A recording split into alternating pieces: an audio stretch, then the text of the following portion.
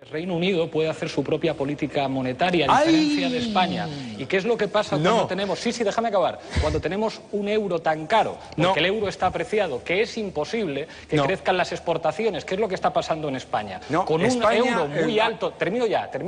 Con un euro muy alto que depende del Banco Central Europeo, que no ha elegido nadie, no podemos devaluar la moneda para aumentar las exportaciones. Con lo cual resulta que se reducen los salarios y además si devaluar la moneda fuese la panacea para exportar más, Argentina y Venezuela serían los reyes de las exportaciones mundiales. Y no es cierto.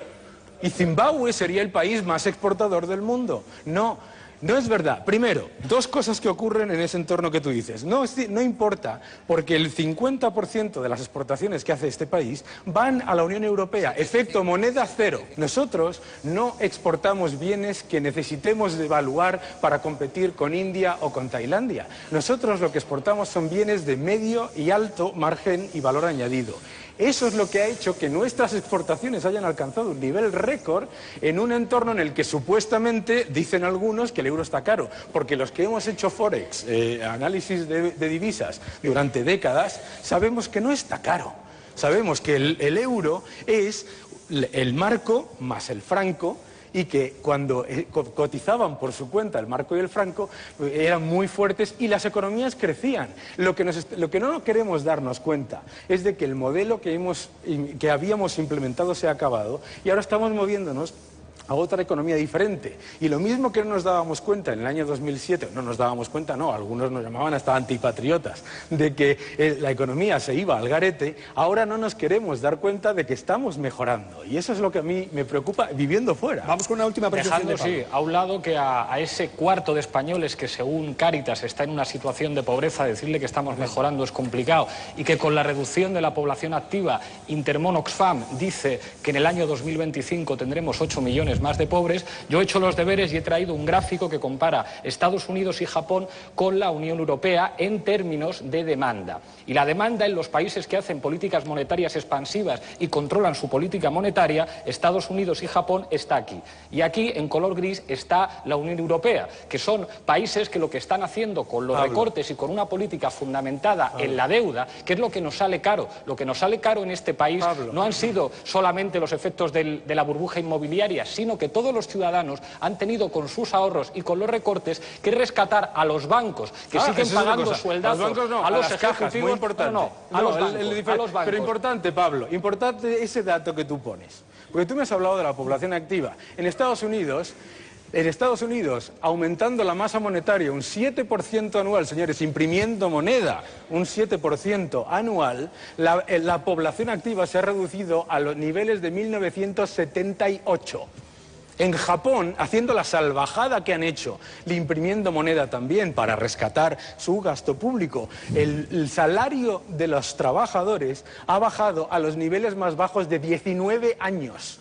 Eso no es una política expansiva, eso se llama robar. Estamos en un nivel de deuda pública equivalente al de 1909. Una deuda que teníamos en el año 2009 en Japón, la deuda pública del PIB, señores, en este momento por favor, al 100%. Mientras habla, se la voy a poner. La deuda pública de Japón son... ¿Cuántos llevo? 3 y 3, 6 y 3, 9... No sé si va a haber pizarra. No hay pizarra. 15 ceros, señores. 15 ceros. El 220% del PIB. Japón pagando un 0,7% por sus bonos a 10 años, señores, los que dicen que el coste de la deuda no importa, se gasta el 22% de su presupuesto en pagar los intereses de la deuda. Mucho cuidado con esto de las políticas expansivas monetarias, porque no se reduce la deuda.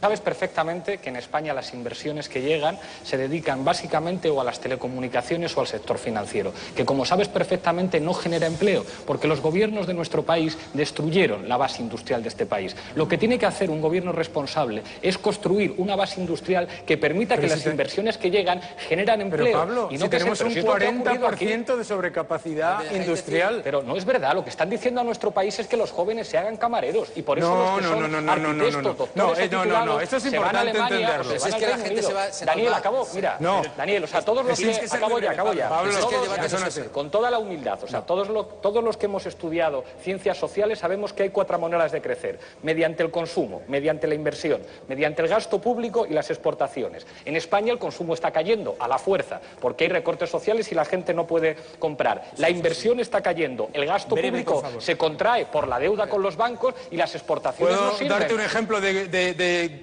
un sitio donde no ha ocurrido eso? En Reino Unido.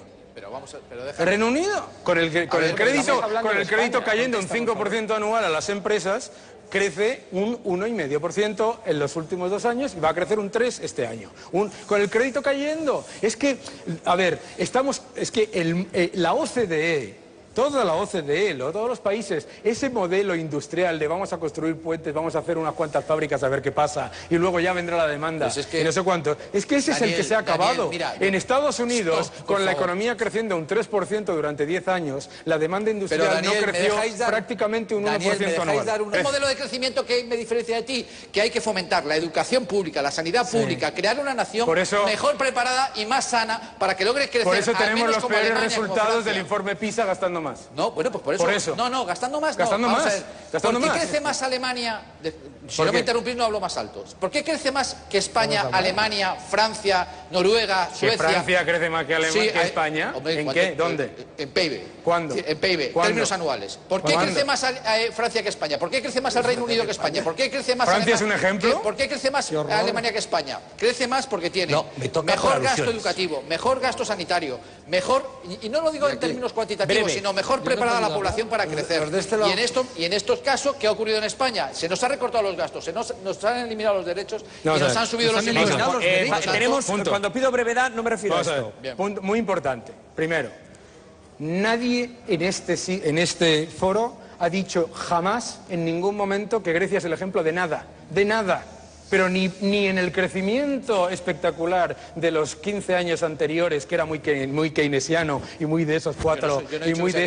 No, tú. Yo no soy keynesiano, no te he dicho a ti. Y muy de esos 4 factores, hasta que explotó. Sino... Sí, pues que es lo mismo. ¿Lo mismo cómo? Y la realidad es que lo que está ocurriendo ahora es el robo de la clase media. Pero eso yo no tengo... Nadie jamás ha puesto a Grecia como ejemplo. Segundo, importantísimo.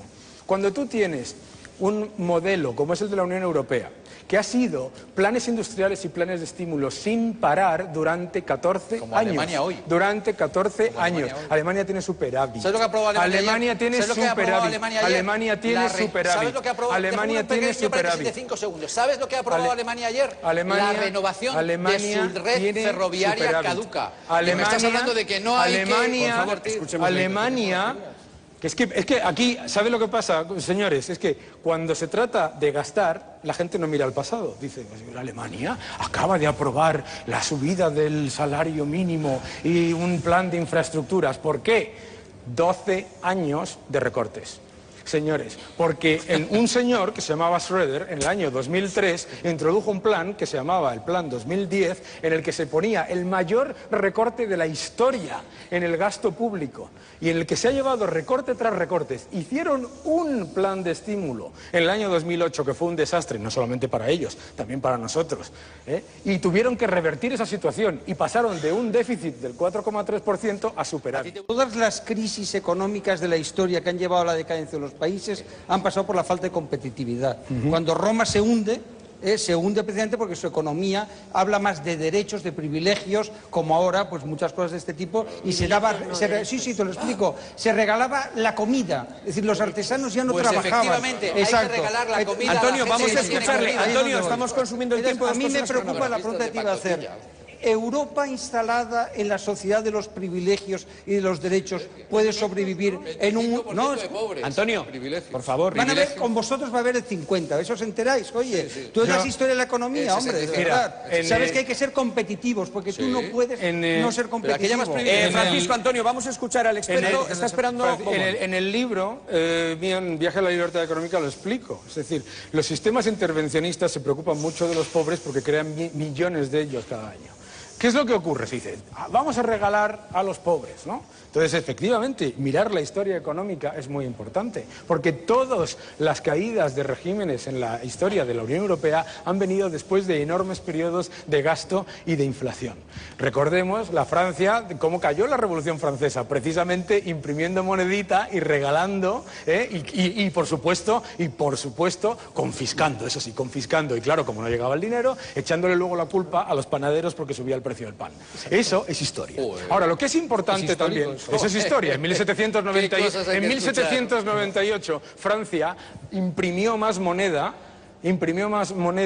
que toda la que había creado desde los 50 años anteriores. Vamos a hacer una cosa. Porque si lo que nos entregamos es a copiar en lo malo a las naciones líderes, es decir, en imprimir y endeudarse, como terminamos, es como los que no son líderes, como Argentina o como Venezuela. Y el problema, pero sin petróleo, y el problema que nos encontramos en ese entorno precisamente es que tampoco funciona en las naciones líderes, ni está funcionando, ya te digo. Si precisamente hablas de precariedad de puestos de trabajo, en Estados Unidos están a nivel de 1978 en cuanto a fuerza laboral, participación de la fuerza laboral en el mercado. Es decir, 90 millones de personas están fuera de la fuerza laboral en Estados Unidos, imprimiendo moneda como locos y muy social todo, muy Obama, yes we can. Pero lo importante que ahí es exactamente, es donde yo entro, es cómo revertimos eso para que los derechos no sean derechos adquiridos por un señor feudal, o sea, el Estado, y los creemos nosotros. Es decir, busquemos un modelo de autoempleo donde la gente tenga poder sobre su